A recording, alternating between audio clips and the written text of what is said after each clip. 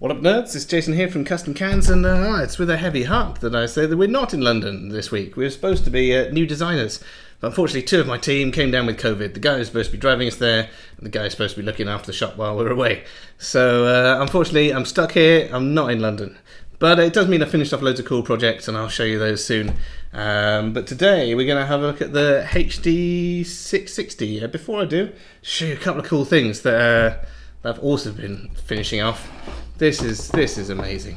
This is a Fisher-Price record player that we've converted to actually work. So it works as a DJ controller. So you've got the play, the cue buttons, pitch control, and like you can use the turntable to scratch.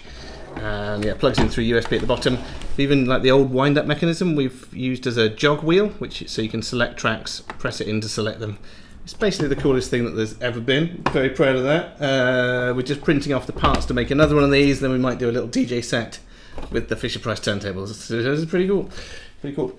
What else? Oh yeah, the HE400 SE. We did a project on those a while ago, and I'm kind of revisiting it, making an easier to fit mod for them. It's not quite. I've been working on a couple of mods for them, but this one, essentially the original housings, you can pop out the grill, you can get this thing, that pops in there, retunes them to give you kind of more, a bit more of like a Harman curve kind of tuning.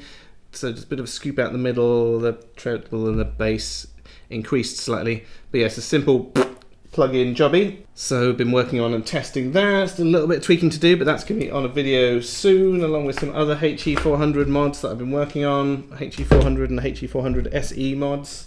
Have I got anything else here? No. But what have I got? Yeah, so HD660. A lot of people have asked if we can have a look at these. As you know, we've got quite a few mods for the HD600, which have gone quite well, and loads of people have said, oh, can you do a similar kind of thing for the HD660? And it's a bit of a weird one because we can't buy these from Sennheiser. And as you can see, this one says empty. And because we bought this from an actual shop. I took my young Padawan, James, and he's never been to a hi-fi shop before, so we went on a bit of an adventure. Hello! As you can see, I'm full sideshow male today. This is James, my young Padawan. Hello. Hello. He's dying from a cold, so we're not going to make him talk too much. But essentially, James, are you interested in the Sennheiser HD660? Yeah, we don't really have them in. Haven't worked with them before, so yeah. Well, I'm going to show you how we used to get hold of stuff in the olden times, in the before times, before COVID. We're going to go to a physical shop and buy a thing. What? Here we are. Oh, there we go. Yeah, here we are outside an actual shop where they sell stuff. Let's see how this goes. And yeah, it's really interesting seeing him out and about. He's one of these computer nerd type people, so he's like, oh my god, there's an actual physical laundrette. I've never seen one of those before, and things like that. But anyway, went to an actual shop, bought these. We bought their display model, which was a bit cheaper, so that it doesn't cost me quite so much to figure out how to do this mod. But I thought it'd be interesting to kind of pull these apart and have a look inside. I might even have a listen to them. Whew. Yeah, I'd be really interested because yeah, the HD660, 700 and 800, we're officially not allowed to buy. We don't have the right kind of contract or something, so Sennheiser won't sell them to us directly. So I've kind of wondered about these for a while, but yeah, it'd be just interesting to have a quick look at them. Oh look, you get a balance cable in the box. You get 4.4 balanced. Looks bent, unfortunately, but hey, doesn't matter. We won't need that. And we've got a big to small adapter. Nice box. It's like the old HD600 box. It's a nice presentation case you get with those. Looking at them initially, these look. Yeah, I'm going to say this is the HD650 headband and the new HD600 mouldings for here. So it looks like 600 and 650 parts, just with a different driver. The driver's basically very similar to the HD700, but in a HD650 type body. So I know this quite well. This should come apart nice and easily. So I'm hoping, as long as it's the same as the HD650, you should be able to just pop that. Oh, they don't come apart quite as easily. Right, so I've got the grill off there, and here we can see inside. So you can see it looks a bit different from the HD6. So I've got a HD600 driver here. It's got one of our weights on. Yeah, so that's the HD600 driver, and that's the HD660 driver. This is the same on the 650 and 600. Yeah, so interesting. So the actual body of the thing, let's get it the right way, is the same. So this moulding, this plastic part here, is the same, and they've got the same diameter clips for the driver. So yes, they haven't had to remake this. So they've managed to get the HD700 driver to fit in this, and then I can see, don't know if you can see here, but oh well, I'll take the other side off and we'll have a look. But yeah, it looks like it's pretty much the same as the HD600 and 650, just with a different driver in it. Let's just pop the pads off. Yeah, it is pretty much the same. Oh, I thought these had a ring driver like the HD800, but they don't. You can see in, hold on, let me get this off. Okay, so in here, yeah, so looking down in there, you can see it is the same casing, but you can see the dome of the driver in there. So it's not a ring driver like the HD800 by the look of it. It is just a normal driver. It is different from the 660. This one's got a blue voice coil. This one's got a red voice coil. This one's got a blue voice coil. But they do look pretty similar on the inside. So yeah, so you've got a metal mesh over the back of this one, which is nice, rather than the foam that you get. This normally has some foam in the back there, but we remove it during the mods. So I'm just having a look at this and seeing what we're going to have to do if we're going to try and remake this. We'll make some mods for it.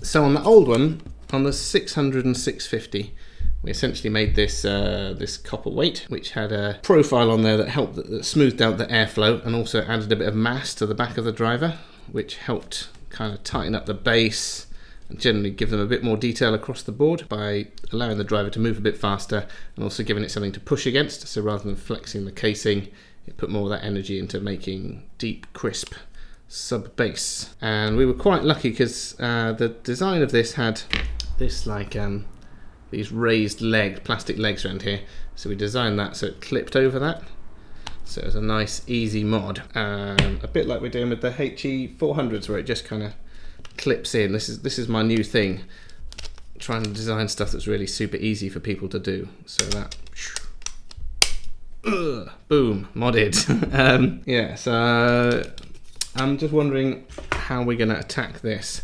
Obviously, I'm going to have to do a load of prototyping, testing, stuff like that, come up with some theories. So I'm going to have to get this canned up. We've got some copper, we've got some PLA with copper filings in it. So rather than getting something machined out of copper for the prototypes, we can 3D print it with a high copper content. So it'll be kind of all right, but it'll just save a lot of money on prototyping, because if you get just one other thing machined, it costs like £100. So what we want to do is get as close as we possibly can, then send it off to get CNC machined if we can. But again, you've got a very light driver, so adding a bit of weight to this is probably going to help. I haven't actually had a listen to these yet, so I'm going to pop these back together, plug them into the amplifier, and have a listen to see what they sound like, because that's always a good place. See what they sound like, see what I like about the sound, see what I don't like about the sound, and then plan what we can do to change it. But yeah, I've got I don't know, probably 10 or 12 people have contacted me saying, oh, can we mod these? So there must be something lacking in them that people are hoping to change. Back together. So yeah, so in theory, if you have a pair of HD600s or HD650s, you could buy the drivers from these, jam them together, and get yourself a cheap pair of HD660s. So let's have a listen, and then I'll pop them on here and we'll do a frequency response. We'll see what they sound like and see what kind of response they get. Yeah, plugging some Sennheisers into a Beyerdynamic amp. Who knows what will happen? The two will fight. It should be good. Yeah, the Beyerdynamic A20 is a really nice sounding amp. It's good value for money, I think. Let's try these out then. So I've got the full Sideshow Mel hair today. Okay.